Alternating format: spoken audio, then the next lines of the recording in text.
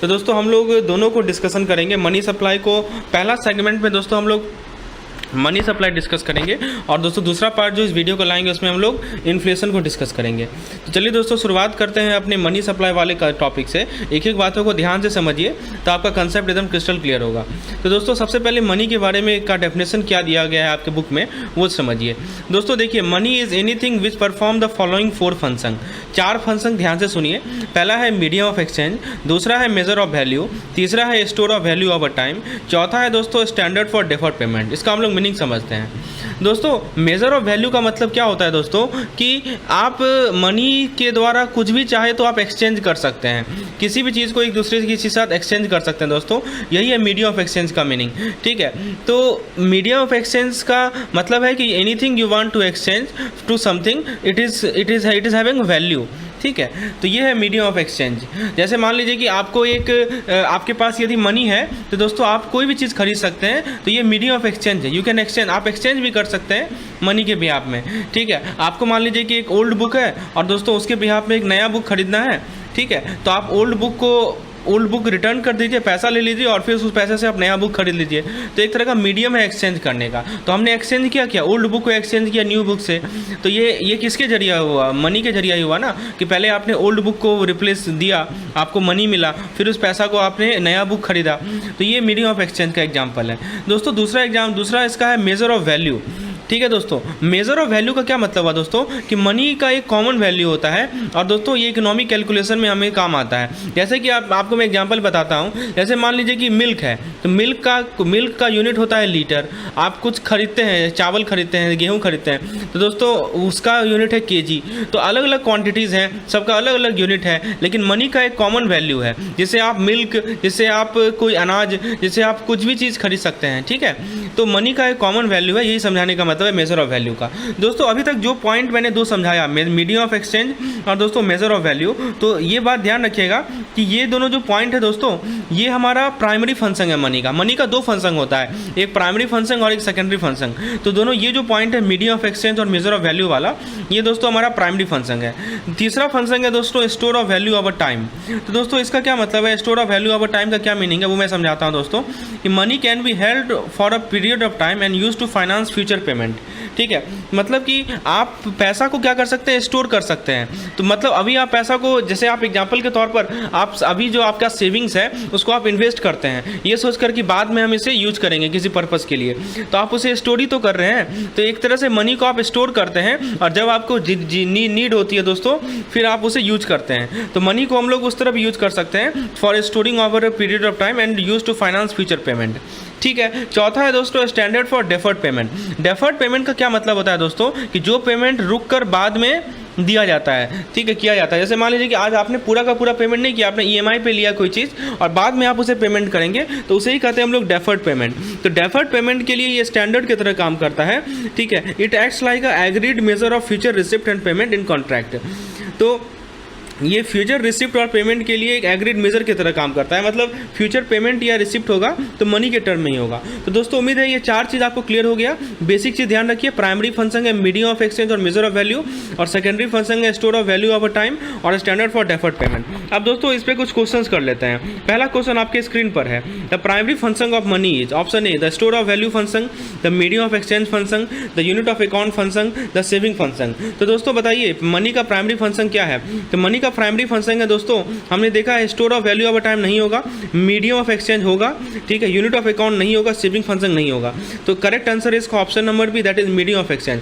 फिर से देख लीजिए ऊपर के जो 2 फंक्शन है मीडियम ऑफ एक्सचेंज और मेजर ऑफ वैल्यू, ये हमारा प्राइमरी फंक्शन है, ठीक है। तो ऑप्शन नंबर दोस्तों इसका करेक्ट आंसर होगा ऑप्शन नंबर बी, ठीक है, मीडियम ऑफ एक्सचेंज। चलिए आगे बढ़ते हैं दोस्तों नेक्स्ट क्वेश्चन पे। Money is anything which perform the following, pick up the odd one. तो मनी ऐसा कुछ भी है जो कि ये परफॉर्म करता है, आपको ऑड वन पिक करना है, यानी जो गलत है वो पिक करना है। पहला है मेजर ऑफ वैल्यू, दूसरा है मीडियम ऑफ एक्सचेंज, तीसरा है store of value over time, चौथा है मेजर ऑफ प्रॉस्पेरिटी। दोस्तों हमने देखा है मनी एक वैल्यू का मेजरमेंट है, ऑप्शन ए सही है। Medium of exchange option B सही है। Store of value option C सही है। लेकिन मेजर ऑफ प्रॉस्पेरिटी ये गलत है। मनी से आप प्रॉस्पेरिटी मेजर नहीं कर सकते दोस्तों, क्योंकि मनी के अलावा हेल्थ भी एक इशू है, हेल्थ भी एक इंपॉर्टेंट फैक्टर है जिससे आप किसी के प्रॉस्पेरिटी को मेजर करते हैं, है ना। तो money can't be use for measure of prosperity, और that's why option number D is correct है यार। आपको ऑड वन पिक करना था ना, इसलिए ऑप्शन नंबर डी करेक्ट है। नेक्स्ट क्वेश्चन देखते हैं दोस्तों। देखिए ये तरीका हमारा रहेगा हर एक वीडियो में कि मैं आपको कंसेप्ट समझाऊंगा, उस पर एमसीक्यूज करवाऊंगा, ताकि देखिए ये सब क्वेश्चन एग्जाम में नहीं आएगा इतना सिंपल क्वेश्चन, लेकिन आपका बेसिक्स यहीं से क्लियर होता है। आपका यदि बेसिक्स पे मजबूती रहेगा तभी आप टफ क्वेश्चन को सॉल्व कर सकते हैं दोस्तों। तो आप ये मत सोचिए कि इतना सिंपल क्वेश्चन क्यों करवा रहे हैं। The basic reason behind this simple question is that once your basic is clear, then only you can able to do some typical question, right? So that's why we are doing some basic question. अब question number 3 देखिए, अब $25,000 price tag on a new car is an example of money as. तो यदि किसी नया car पे $25,000 का price tag है तो ये किसका एग्जाम्पल है? Money as time deposit, money as medium of exchange, money as store of value, money as unit of account. तो दोस्तों ये जो है हमारा, देखिए वही तो मैंने आपको बताया कि नया कार पे $25,000 का प्राइस टैग है, तो एक तरह से आप मनी को मीडियम ऑफ एक्सचेंज की तरह यूज कर रहे हैं ना, तो you are using the money as a medium of exchange. So option number B is correct. अगला क्वेश्चन देखते हैं, which of the following applies to money when it serve as store of value. तो जब भी money store of value की तरह सर्व करता है तो इनमें से क्या अप्लाई होता है दोस्तों? पहला है money is store of value, money is store of value because it is an agreed measure for stating goods price. Money is a store of value because it is agreed measured for stating goods price. The more stable money value, the better it serves as a store of value. When money serves as a store of value, it requires a double coincidence of want. Option A है 1 only, option B है 2 only, 2 and 3 only, और D है 1 and 2 only। दोस्तों समझिए, आपने जो money का store of value पढ़ा उसका क्या मतलब समझा आपने? तो ऑप्शन कह रहा है कि मनी जो है स्टोर ऑफ वैल्यू इसलिए है क्योंकि ये एग्रीड मेजर है स्टेटिंग गुड्स प्राइस को। अब देखिए दोस्तों, यही लाइन हमने यहाँ लिखा है दोस्तों। देखिए कभी कभी आपको लाइन याद रखना पड़ेगा क्योंकि आपको एग्जैक्टली वही लाइन एग्जाम में पूछ दिया जाएगा। जैसे यहाँ पे मैंने लिखा है ना, money can be held over a period of time and used to finance future payment. तो यही चीज़ तो है स्टोर ऑफ वैल्यू का मतलब। वही क्वेश्चन में कह रहा है कि मनी स्टोर ऑफ वैल्यू इसलिए क्योंकि एग्रीड मेजर्ड है स्टेटिंग गुड्स प्राइस को। मतलब आप किसी, उसके बाद कह रहा है दोस्तों, the more stable money value the better it serve as a store of value. When it money serve as store of value it requires double concentration of want. तो दोस्तों इसमें करेक्ट आंसर है ऑप्शन नंबर 1 ओनली, क्योंकि ये agreed measure है stating goods के price को state करने का एक एग्रीड मेजर है, इसीलिए मनी को हम लोग कहते हैं स्टोर ऑफ वैल्यू। ठीक है, आगे देखते हैं दोस्तों।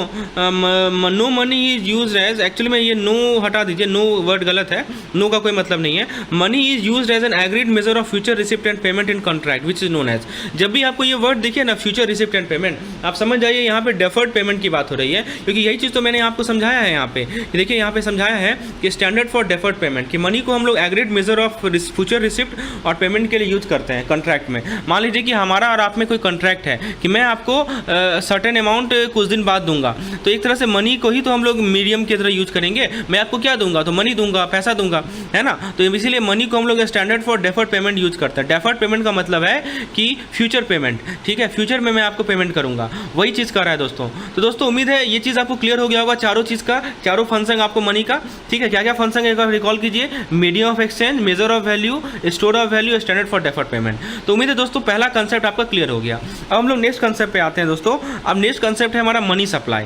मनी सप्लाई का क्या मीनिंग है वो समझिए। Money supply refers to stock of money in circulation, ठीक है, in an economy at a given point of time. मतलब किसी सर्टेन पॉइंट पे, ठीक है, जो हमारा स्टॉक ऑफ मनी सर्कुलेशन में रहता है दोस्तों, यानी हमारे इकोनॉमी में रहता है, हमारी अर्थव्यवस्था में कितना पैसा है, कितना स्टॉक है मनी का अवेलेबल, उसे ही कहते हैं हम लोग मनी सप्लाई। ठीक है, और दोस्तों एक और पॉइंट ध्यान रखिएगा कि ये जो मनी सप्लाई का डाटा है ना, ये रिकॉर्ड कौन करती है? तो आरबीआई रिकॉर्ड करती है। ठीक है, फोर्टनाइटली बेसिस पे, फोर्टनाइटली बेसिस यानी 14 दिन पे, आफ्टर 14 डेज, राइट। तो याद रखिएगा इस पॉइंट को कि आरबीआई जो है मनी सप्लाई के डाटा को रिकॉर्ड करती है और पब्लिश भी करती है हर एक 14 डेज पे। इसे सवाल पूछा जाता है दोस्तों। अब देखिए क्वेश्चन को जरा देखते हैं। Money supply refers to amount of money in bank, amount of money with people, amount of money in circulation in economy. तो दोस्तों केवल बैंक पीपुल से मतलब नहीं है, पूरे के पूरे अर्थव्यवस्था में जितना अमाउंट सर्कुलेट कर रहा है वही होता है हमारा मनी सप्लाई। तो option number 3 is the correct answer. समझ में आया दोस्तों आपको? ऑप्शन नंबर 3 जो है वो करेक्ट आंसर है यहाँ पे। चलिए उसके बाद दोस्तों नेक्स्ट कंसेप्ट पे आते हैं, नेक्स्ट क्वेश्चन पे आते हैं। RBI record and publish money supply data on what basis. अभी मैंने आपको बताया ना कि जो मनी सप्लाई का डाटा है कि हमारे इकोनॉमी में कितना अमाउंट ऑफ मनी सर्कुलेट कर रहा है, इसका डाटा आरबीआई पब्लिश करती है और आरबीआई इसका रिकॉर्ड भी रखती है। और इसका पब्लिश जो करती है दोस्तों वो फोर्टनाइटली बेसिस पे करती है, यानी एवरी 14 डेज पे करती है। तो option number D is correct. ठीक है, अब दोस्तों एक कंसेप्ट पे आते हैं दोस्तों। अगला कंसेप्ट है हमारा velocity of money. Velocity of money का मतलब समझिए दोस्तों, ठीक है। तो दोस्तों मनी के बारे में एक चीज़ ध्यान रखिए कि जो मनी सप्लाई है ना वो आपके प्राइस लेवल को, एक्सचेंज रेट को, बिजनेस साइकिल को, हम लोग आगे डिस्कस करेंगे बिजनेस साइकिल के बारे में, सभी को अफेक्ट करती है। और दोस्तों ये जीडीपी ग्रोथ को भी अफेक्ट करती है। तो दोस्तों एक टर्म है नॉमिनल जीडीपी, इसको हम लोग समझेंगे दोस्तों। नॉमिनल जीडीपी का मतलब क्या होता है इसको हम लोग समझेंगे। एक होता है दोस्तों नॉमिनल जीडीपी और एक होता है हमारा रियल जीडीपी, ठीक है। तो हम लोग we will understand the difference between the two term, nominal GDP and the real GDP. And GDP क्या होता है ये भी समझेंगे। फॉर द टाइम बिंग मैं आपको समझा दूं दोस्तों, जितना भी गुड्स एंड सर्विसेज हैं हमारे कंट्री में प्रोड्यूस हो रहे हैं डोमेस्टिकली, उसके वैल्यू को, ठीक है, आप लोग जीडीपी कहते हैं, ग्रॉस डोमेस्टिक प्रोडक्ट कहते हैं। तो एक चीज़ आपको नॉमिनल जीडीपी क्या होता है, रियल जीडीपी क्या होता है, आगे आने वाले टॉपिक में हम लोग समझेंगे। अभी फिलहाल आप एक वर्ड याद रखिए कि वेलोसिटी ऑफ मनी का फॉर्मूला याद रखिएगा, इससे सवाल आता है। इसमें हम लोग नॉमिनल जीडीपी को नोमिनेटर में लिखते हैं और मनी सप्लाई को डिनोमिनेटर में लिखते हैं कि मनी सप्लाई कौन सा सप्लाई है। तो जो आरबीआई कैलकुलेट करती है ना मनी सप्लाई, वही सप्लाई है दोस्तों। तो याद रखिएगा फॉर्मूला, नॉमिनल जीडीपी आपको दिया रहेगा, मनी सप्लाई दिया रहेगा, दोनों को आप डिवाइड कर दीजिएगा तो आपको वेलोसिटी ऑफ मनी निकल जाएगा। अब ये वेलोसिटी ऑफ मनी क्या बताता है, इसका क्या सिग्निफिकेंस है, हम लोग कुछ क्वेश्चन से समझते हैं। अब दोस्तों पहला क्वेश्चन देखिए, number of times a unit of money changes hand in the course of year is called supply of money, purchasing power of money, velocity of money, value of money. समझिए बात को, क्वेश्चन क्या कर रहा है कि कितना बार एक सर्टेन यूनिट मनी का, मान लीजिए कि 100 रुपया हो गया, मनी का एक यूनिट हो गया, तो कितना बार वो एक पर्सन से दूसरे पर्सन में जा रहा है, यानी हैंड को चेंज कर रहा है एक साल में, उसे क्या कहते हैं दोस्तों, तो उसे ही कहते हैं हम लोग वेलोसिटी ऑफ मनी। यही मतलब है वेलोसिटी ऑफ मनी का, कि वेलोसिटी ऑफ मनी का एक डेफिनेशन तो मैंने आपको दिया कि एक रेशियो होता है नॉमिनल जीडीपी डिवाइडेड बाय आपका मनी सप्लाई का। लेकिन एक और डेफिनेशन ध्यान रखिएगा कि ये तो एक डेफिनेशन हो गया, एक और डेफिनेशन ध्यान क्या रखना है आपको कि मनी जो है कितना यूनिट, एक यूनिट ऑफ मनी कितना हैंड चेंज कर रहा है एक साल में, इसे ही हम लोग कहते हैं दोस्तों वेलोसिटी ऑफ मनी। तो उम्मीद है ये कंसेप्ट आपको क्लियर हो जाएगा। ऑप्शन नंबर सी इसका करेक्ट आंसर है। आगे बढ़ते हैं दोस्तों, velocity of money is a ratio between, option को जरा देखिए, GNP and money supply, GDP and GNP, और जीडीपी एंड मनी सप्लाई। तो दोस्तों ऑप्शन नंबर सी करेक्ट है। अभी मैंने आपको बताया है कि वेलोसिटी ऑफ मनी जब भी हम लोग निकालते हैं तो जीडीपी को हम लोग नॉमिनेटर में लिखते हैं और मनी सप्लाई को हम लोग डिनोमिनेटर में लिखते हैं। Option number C is correct. अगला क्वेश्चन देखते हैं दोस्तों, क्वेश्चन नंबर 8 पे आते हैं, number of times a unit of money changes hand, तो हमने बताया है आपको, ठीक है। इसका आंसर क्या होगा दोस्तों, वेलोसिटी ऑफ मनी होगा। आगे देखते हैं, public want way of making the same amount of money perform a large amount of transaction than before. मतलब कोई मान लीजिए कोई पर्सन है, वो चाह रहा है कि एक उसके पास जो सर्टेन अमाउंट ऑफ मनी है वो ज़्यादा से ज़्यादा ट्रांजेक्शन करे। तो इसका मतलब क्या हुआ कि मनी का डिमांड बढ़ गया है, मनी का वेलोसिटी बढ़ गया है, मनी का इनकम प्राइस बढ़ गया है, इनकम या प्राइस बढ़ गया है दोस्तों। या ऑप्शन नंबर डी कर रहा है कि the supply of money have rise.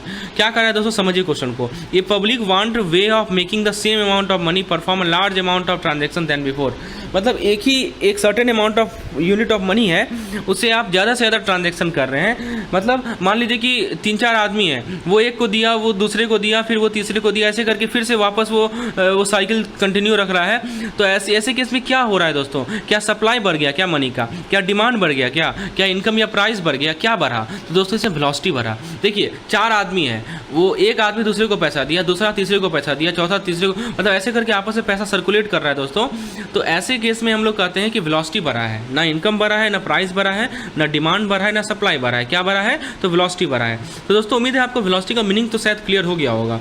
चलिए आगे बढ़ते हैं दोस्तों, the quantity of money in economy is $9 million. एक न्यूमेरिकल क्वेश्चन करते हैं दोस्तों, एक किसी सर्टेन इकोनॉमी में, किसी अर्थव्यवस्था में मनी का जो क्वांटिटी है वो है $9 मिलियन और वेलोसिटी सर्कुलेशन है 3, तो नॉमिनल जीडीपी कितना होगा। तो दोस्तों आपको वेलोसिटी ऑफ सर्कुलेशन का फॉर्मूला पता है, नॉमिनल जीडीपी को न्यूमरेटर में और quantity of money in economy को डिनोमिनेटर में, यही होता है ना, बताइए यही होता है ना दोस्तों, GDP divided by quantity of money in economy, ठीक है। तो यानी money supply, quantity of money in economy मतलब मनी सप्लाई। तो दोस्तों आपको मनी सप्लाई $9 मिलियन दे रखा है, वेलोसिटी ऑफ सर्कुलेशन 3 दे रखा है, तो नॉमिनल जीडीपी क्या हो जाएगा 9 × 3 यानी $27 मिलियन। तो ऑप्शन नंबर बी करेक्ट होगा। बेसिक कंसेप्ट है, आपको रेशियो पता है ना कि नॉमिनेटर में आपका नॉमिनल जीडीपी है, तो नॉमिनल जीडीपी निकालने के लिए वेलोसिटी ऑफ सर्कुलेशन को जो आपके मनी सप्लाई है उसे मल्टीप्लाई कर दीजिए, यानी $27 मिलियन हो जाएगा। अब दोस्तों नेक्स्ट कंसेप्ट है मेजर ऑफ मनी सप्लाई, यानी मनी सप्लाई को आप कैसे मेजर करेंगे। दोस्तों इसको मैं एग्जांपल से समझाता हूँ, ये डायग्राम को जरा देखिए, ये मैंने कॉपी पेस्ट किया है दोस्तों, इसे जल्दी समझ में आ जाएगा कंसेप्ट आपको। देखिए दोस्तों सबसे नीचे देखिए, यहाँ पे करेंसी भी जनता है और यहाँ पे दोस्तों डिमांड डिपॉजिट है, मतलब जनता के पास जो पैसा है वो, और डिमांड डिपॉजिट यानी बैंक में जो आपने पैसा डिमांड डिपॉजिट रखा है। डिमांड डिपॉजिट में क्या क्या आएगा दोस्तों बताइए, आपका सेविंग अकाउंट का पैसा, आपके करंट अकाउंट का पैसा है ना, ये सब हमारा डिमांड, जब हम डिमांड करेंगे मुझे मिल जाएगा। यही होता है डिमांड डिपॉजिट का मतलब, ठीक है। तो करेंसी विद जनता प्लस ये डिमांड डिपॉजिट, इसे कहते हैं M1 यानी नैरो मनी। देखिए लिखा हुआ है ना M1 का मतलब होता है दोस्तों नैरो मनी होता है, ठीक है। अब दोस्तों देखिए इसी में M1 में यदि आप पोस्ट ऑफिस में केवल सेविंग वाला पार्ट जोड़ दीजिए तो बन जाएगा आपका M2, ठीक है। पोस्ट ऑफिस का सेविंग वाला पार्ट यदि आप जोड़ देंगे, ओनली सेविंग वाला पार्ट, तो क्या बन जाएगा दोस्तों आपका M2 बन जाएगा, ठीक है। अब दोस्तों अब आ जाइए इधर, यदि आप इसी करेंसी विद जनता plus demand deposit plus time deposit जोड़ दीजिएगा तो आपका बन जाएगा M3 को हम लोग ब्रॉड मनी कहते हैं। टाइम डिपॉजिट में क्या क्या आता है दोस्तों, मतलब वैसा पैसा जिसका सर्टेन टाइम के लिए आपने डिपॉजिट किया है। जैसे एग्जांपल के तौर पर आपने FD करा रखा है, आपने RD करा रखा है बैंक में, तो ये सब हमारा टाइम डिपॉजिट हो गया।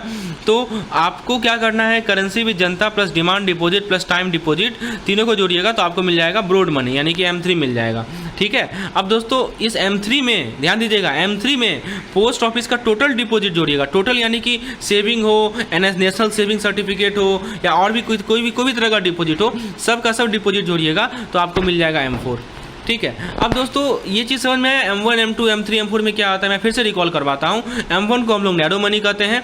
M1 के अंदर करेंसी विद जनता प्लस पब्लिक, बोलिए जनता बोलिए जो बोलिए, currency with public plus demand deposit आता है, ठीक है। M2 में क्या कीजिएगा, M2 में M1 प्लस आपका जो पोस्ट ऑफिस का सेविंग डिपॉजिट है वो आता है। M3 निकालने के लिए क्या कीजिएगा, करेंसी विद जनता plus demand deposit plus time deposit निकालिएगा, और M3 को हम लोग ब्रॉड मनी भी कहते हैं। और M4 निकालने के लिए M3 प्लस पोस्ट ऑफिस का टोटल डिपॉजिट ले लीजिए।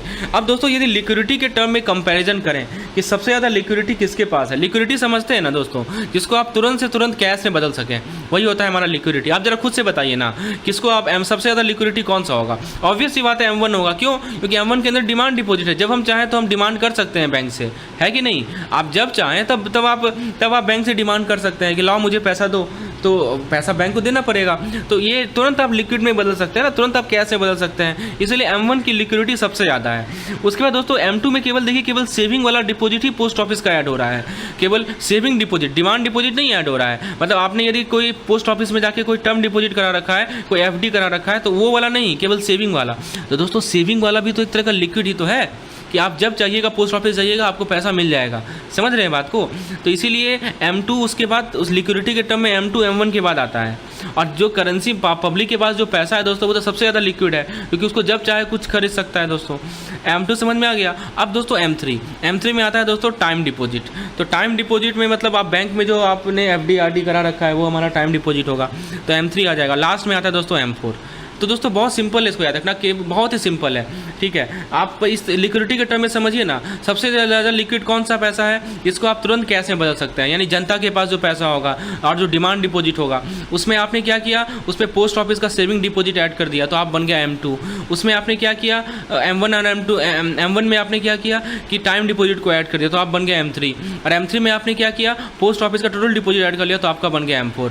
बस इसको दिमाग में बैठा लीजिए दोस्तों, यही चीज़ है। इसको मैं आपको थोड़ा डिटेल में समझाता हूँ। तो दोस्तों नैरो मनी का M1 की यदि बात करें तो नैरो मनी का फॉर्मूला देखिए क्या है, currency with public plus demand deposit with the banking system plus other deposit with RBI। अब देखिए मान लीजिए कुछ डिपॉजिट RBI के पास है तो उसे भी हम लोग नैरो मनी यानी M1 में लेते हैं, ठीक है। चलिए ये तो क्लियर हो गया। अब यदि हम लोग M2 की बात करें तो M2 में दोस्तों M1 तो आएगा प्लस सेविंग डिपॉजिट और पोस्ट ऑफिस सेविंग बैंक भी आएगा, ठीक है। तो पोस्ट ऑफिस का जो सेविंग बैंक है उसका जो सेविंग डिपॉजिट है वो भी आता है हमारा M2 के कैलकुलेशन में, M1 प्लस सेविंग डिपॉजिट और पोस्ट ऑफिस सेविंग बैंक। उसके बाद दोस्तों यदि M3 की बात करें हम लोग तो M3 में मैंने आपको बताया M1 plus time deposit with the banking system आता है।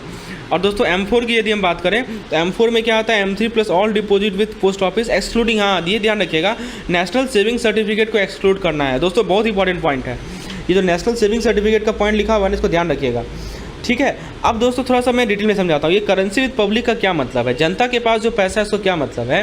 दोस्तों देखिए करेंसी विद पब्लिक का कभी कभी कैलकुलेशन आपको देगा ना क्वेश्चन में, तो आप क्या कीजिएगा कि जो हमारा इकोनॉमी में सर्कुलेशन है यानी मनी सप्लाई है, उसमें से आप क्या कीजिए, बैंक के पास जो कैश है उसको माइनस कर दीजिए तो आपको करेंसी विद पब्लिक मिल जाएगा। कभी कभी आप न्यूमेरिकल सॉल्व कीजिएगा, अभी मैं आपको करवाऊंगा न्यूमेरिकल सॉल्व, तो आप देखिएगा वहाँ पे ना कि करेंसी विद आपको बैंक दे देगा, कैश विद बैंक दे देगा और टोटल करेंसी दे देगा, तो आपको दोनों को माइनस करके करेंसी विद पब्लिक निकालना है। दोस्तों यदि डिमांड डिपॉजिट के बारे में बात करें, इससे सवाल आया था दोस्तों, डिमांड डिपॉजिट से सवाल पिछले साल पूछा गया था। पिछले साल क्या, इसी साल आपका जो अभी जून में परीक्षा हुआ है, जून जुलाई में परीक्षा हुआ है, उससे डिमांड डिपॉजिट सवाल आया था। ध्यान से सुनिए पॉइंट को, पूछा था कि इनमें से कौन सा डिमांड डिपॉजिट है, इसको ध्यान से सुनिए। डिमांड डिपॉजिट के अंदर हर एक वो लायबिलिटी आता है जिसको आपको डिमांड पे करना है।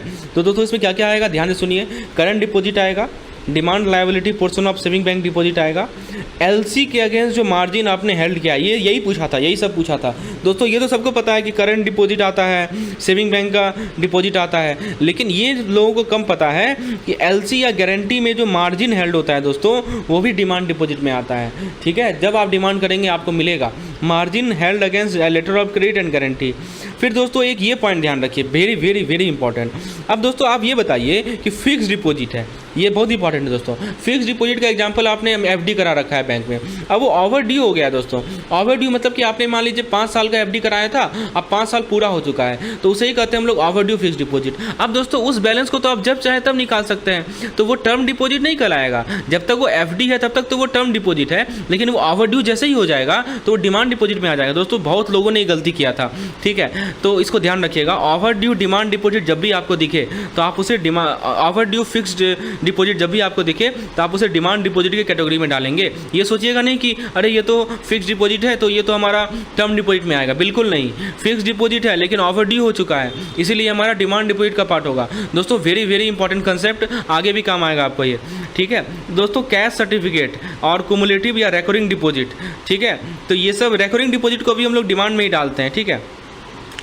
तो ये सब ध्यान रखिएगा। फिर से देख लीजिए दोस्तों, पहला करंट डिपॉजिट, दूसरा सेविंग बैंक का demand liability, margin held against LC और guarantee, balance in overdue fix deposit, cash certificate and cumulative recurring deposit. अब दोस्तों टाइम डिपॉजिट में आते हैं। टाइम डिपॉजिट में क्या होता है, जो कि पेबल होता है, डिमांड पे नहीं, उसका अपना एक टाइम होता है। तो इसमें एफडी आएगा, कैश सर्टिफिकेट आएगा, ठीक है, और उसके बाद दोस्तों कुमुलेटिव एंड रेकरिंग डिपॉजिट आएगा। दोस्तों ये कुमुलेटिव और रेकरिंग डिपॉजिट शायद आपका गलती से मैंने शायद इसमें डाल दिया, अच्छा दोनों में है, आप बुक में देखिएगा ना तो दोनों में दिया हुआ है, ठीक है, मतलब कि आपका डिमांड में दिया हुआ है, टाइम में, दोनों में दिया हुआ है, ठीक है। और दोस्तों time liability portion of saving bank deposit, ठीक है, मतलब सेविंग बैंक का वो पोर्शन जो कि टाइम लायबिलिटी है, तो इसमें तब टाइम का कुछ रिस्ट्रिक्शन है तो वो टाइम डिपॉजिट में आता है, ठीक है।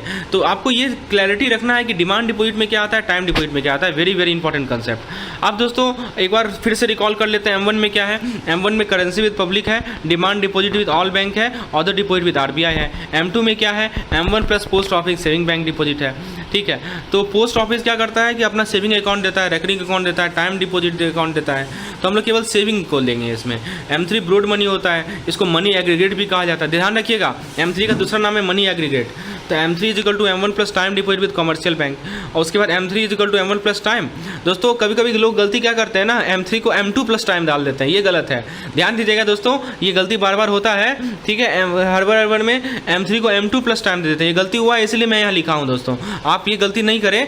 M3 को वो डायग्राम याद रखिए, जो डायग्राम मैंने आपको दिमाग में बैठाया है ना, उसको बस ध्यान रखिए, ठीक है। तो M3 is equal to M1 plus time होता है, M4 is equal to M3 plus total post office deposit होता है, बस इसको ध्यान रखिए, ठीक है। अब दोस्तों जैसे एक न्यूमेरिकल आपको रहेगा तो आप ऐसे देखिए इसको, करेंसी विद पब्लिक दिया रहेगा तो इसके अंदर क्या क्या आएगा दोस्तों, वो देखिए। Note in circulation, circulation of rupee coin, circulation of a small coin, ये सबको जोड़ दीजिए। और दोस्तों cash on hand with bank, इसको माइनस कर दीजिए, तो आपको करेंसी विद पब्लिक मिल जाएगा, ये क्लियर है। अच्छा, उसके बाद दोस्तों आपको डिमांड डिपॉजिट ऑफ पब्लिक मिलेगा, क्या मिलेगा दोस्तों, डिमांड डिपॉजिट ऑफ, इसको मैं थोड़ा सा जूम कर रहा हूँ दोस्तों, देखिए करेंसी विद पब्लिक जब निकालना रहेगा ना, तो note in circulation, circulation of rupee coin, circulation of a small coin और cash on hand with bank, ये 4 चीज़ आपको दिया रहेगा। आपको क्या करना है, 1.1, 1.2, 1.3 को जोड़ दीजिए और 1.4 को माइनस कर दीजिए। दोस्तों मैं आपको सिंपलेस्ट फॉर्म में दिखा रहा हूँ ये कैलकुलेशन कैसे करना है, इससे सिंपलेस्ट कुछ नहीं हो सकता है। आपको मैं बता रहा हूँ कि इस पर केस स्टडी आएगा और केस स्टडी में ये सब चीज़ दिया रहेगा, तो आपको कैसे कैलकुलेट करना है,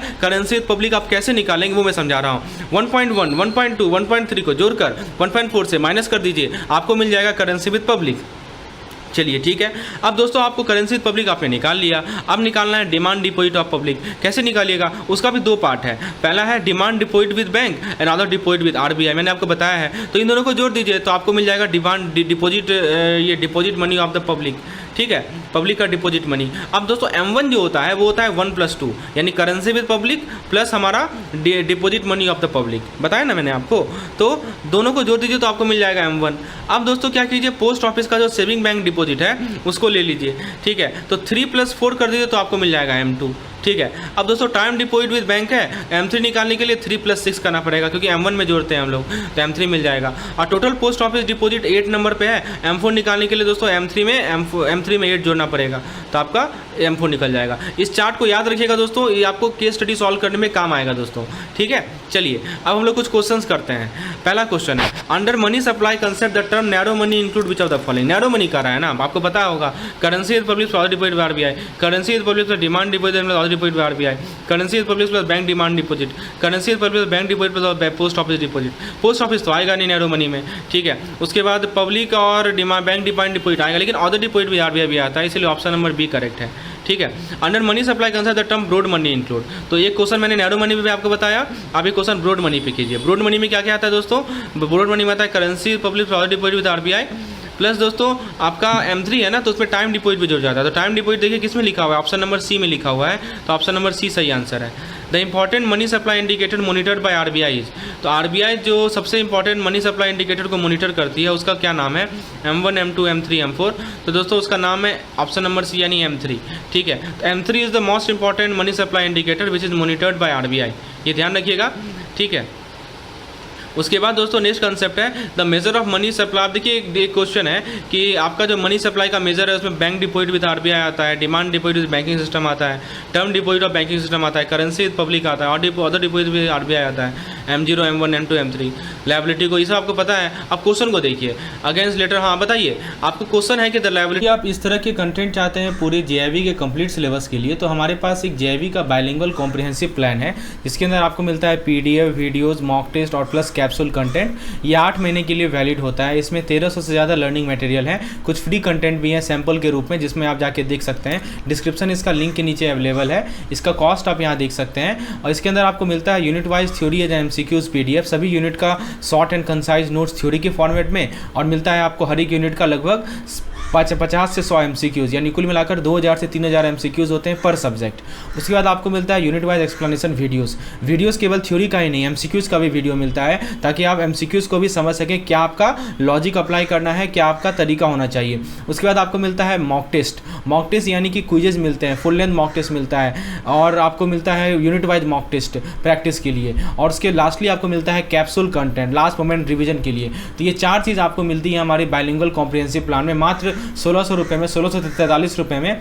फ्रेंड्स, यदि आप इंडिविजुअल सब्जेक्ट्स के कॉम्प्रिहेंसिव प्लान लेना चाहते हैं तो वो भी हमारे पास अवेलेबल है। यदि मान लीजिए आप IN IFS के कॉम्प्रिहेंसिव प्लान लेना चाहते हैं तो इसका कॉस्ट आप यहाँ देख सकते हैं। इसके अंदर ये 8 मंथ की 6 मंथ आप इसको एक्सटेंड कर सकते हैं 8 मंथ तक, और इसमें 300+ लर्निंग मटेरियल है। सिमिलर चीज़ आपको मिलता है theory plus MCQ PDF, videos, mock test और कैप्सूल कंटेंट।